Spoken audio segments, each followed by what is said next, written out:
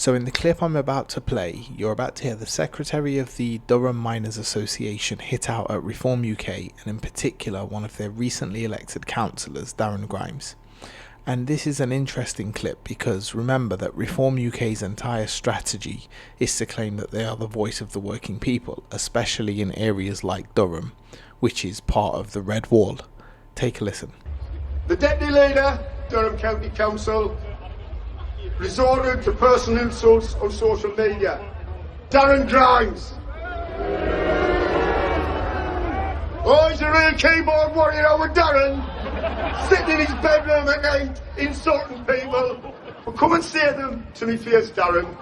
You know where I am. He actually lied to people in his constituencies, in our communities who voted Reform, saying they weren't welcome by the DMA to Durham.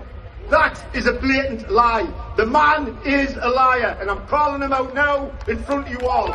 We never ever banned anybody, nor is it our intention to do so. I reiterate, we will never ever invite Reform councillors onto the platforms and marching if they want. That's their prerogative. That's democracy. That's what we stand for. Unlike them.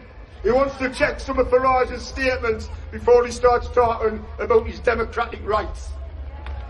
So to have just won Durham Council as they did back in May and then claim to be the voice of working people, to now have some of those very same working people, and it can't be denied that miners are the very epitome of working people, especially in the north of England, it looks really bad that they don't want you at their gala. And that's because they've called you out for what they know and most of us know that you really are.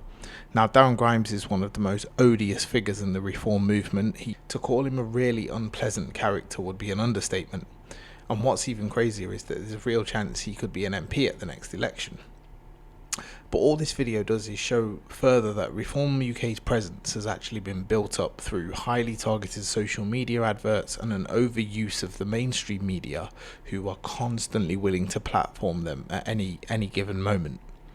There is still a core of working class people that utterly despise Reform UK, and all of this is despite the media leading to believe that every person in the Red Wall is suddenly going crazy about Reform UK. It's just not the truth.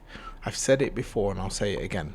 Reform UK is just the 2025 version of the Conservative Party in disguise, and ultimately they are the party of the ruling elite in Britain, and that's why every right-wing newspaper is determined to get Farage elected, because he represents their interests.